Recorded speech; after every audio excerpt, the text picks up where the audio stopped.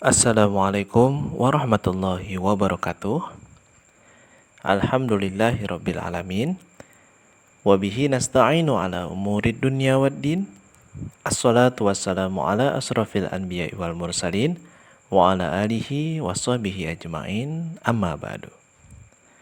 Anak-anak yang soleh dan soleha, siswa dan siswi SD Al-Azhar 1, 2, dan 3. Apa kabarnya hari ini? Semoga selalu dalam keadaan baik, sehat, dan imannya semakin meningkat. Tentunya semakin rajin dalam beribadah dan semakin semangat dalam menuntut ilmu. Untuk itu, marilah kita ucapkan Alhamdulillah. Segala puji bagi Allah yang telah memberikan kita nikmat sehat, nikmat kekuatan, nikmat iman, dan serta nikmat Islam. Salawat beserta salam tetap kita sanjung agungkan kepada Nabi kita Nabi Muhammad SAW yang selalu kita nanti-nantikan syafaatnya di yaumil akhir kelak. Semoga kita semua diakui sebagai umat dari Nabi Muhammad SAW. Amin, amin ya rabbal alamin.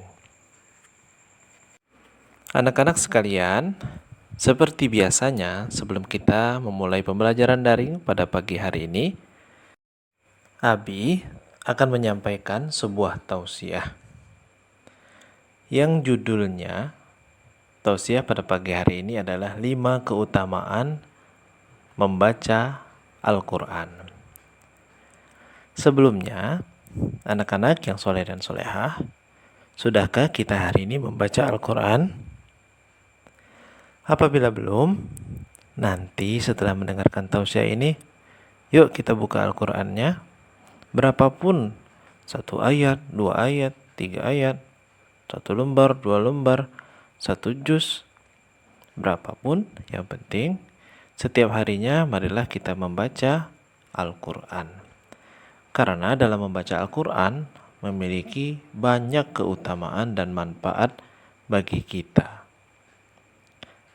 Apa saja manfaat itu? Pada kesempatan di pagi hari yang cerah ini, Abi akan menyebutkan 5 keutamaan membaca Al-Quran.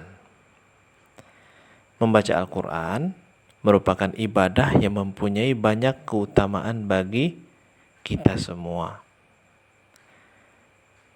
Dan Abi mengutip dari buku Tajwid Asy-Syafi'i karya Abu Ya'la Qurnaidi. Berikut 5 keutamaan membaca Al-Quran.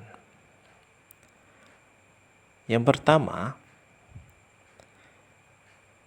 keutamaan dalam membaca Al-Quran adalah perniagaan yang tidak pernah merugi. Dalam Al-Quran surat Fatir ayat 29-30, sesungguhnya orang-orang yang selalu membaca kitab Allah, Al-Quran, dan melaksanakan sholat dan menginfakkan sebagian rezeki yang kami anugerahkan kepadanya dengan diam-diam dan terang-terangan, mereka itu mengharapkan perdagangan yang tidak akan merugi, agar Allah menyempurnakan pahalanya kepada mereka dan menambah karunia-Nya. Sungguh Allah Maha Pengampun, Maha Penerima Syukur.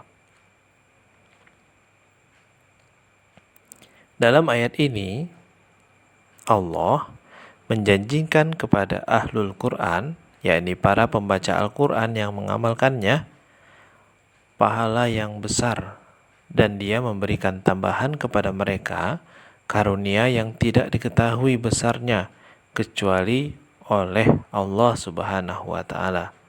Sungguh beruntunglah orang-orang yang disifati sesuai dengan ayat tersebut. Dan yang kedua, keutamaan dalam membaca Al-Quran tentunya memperoleh pahala yang banyak. Ibnu Mas'ud radhiyallahu an bahwa Rasulullah SAW bersabda, barang siapa yang membaca satu huruf dari Al-Quran, maka baginya satu pahala. Dan satu pahala itu dilipat gandakan menjadi 10 pahala. Aku tidak mengatakan alif, lam, mim itu satu huruf, tetapi alif satu huruf, lam satu huruf, dan mim satu huruf. Hadis riwayat At-Tirmizi. Dengan satu huruf, kita sudah dihitung satu pahala. Dan setiap satu pahala dilipat gandakan menjadi 10. Bisakah kita menghitung? Misalkan kita membaca satu lembar dalam Al-Quran, di situ ada berapa huruf? Tentu sangat banyak. Makanya, keutamaan yang kedua adalah memperoleh pahala yang sangat banyak, ya. Yang ketiga, keutamaan dalam membaca Al-Quran, yakni adalah mendapatkan syafaat pada hari kiamat kelak. Selain kita bersolawat kepada Nabi Muhammad SAW, dengan kita mencintai Al-Quran dan banyak-banyak membacanya, juga dapat mendatangkan syafaat. Karena Rasulullah SAW bersabda, bacalah Al-Quran, sesungguhnya ia pada hari kiamat akan datang memberi syafaat kepada pembacanya. Hadis riwayat Muslim. Yang keempat, yakni sebagai kebaikan bagi pembacanya. Hal ini berlaku bagi yang sudah mahir maupun yang masih terbata-bata. Rasulullah SAW juga bersabda, orang yang mahir membaca Al-Quran, maka dia bersama-sama dengan malaikat yang mulia dan taat. Sedangkan yang membaca Al-Quran dengan terbata-bata dan merasakan kesulitan, maka baginya 2 pahala. Hadis riwayat Muslim. Jadi, kepada yang sudah mahir akan mendatangkan manfaat, dan juga yang belum pandai membacanya, masih juga terbata-bata, dia juga akan mendapatkan 2 pahala. Jadi tidak ada alasan untuk kita untuk tidak membaca Al-Quran, karena begitu banyak manfaat dan pahala dalam membaca Al-Quran. Dan yang terakhir, yaitu yang kelima, keutamaan dalam membaca Al-Quran yang akan Nabi sampaikan pada pagi hari ini, yakni pencapaian yang lebih baik dari harta dunia.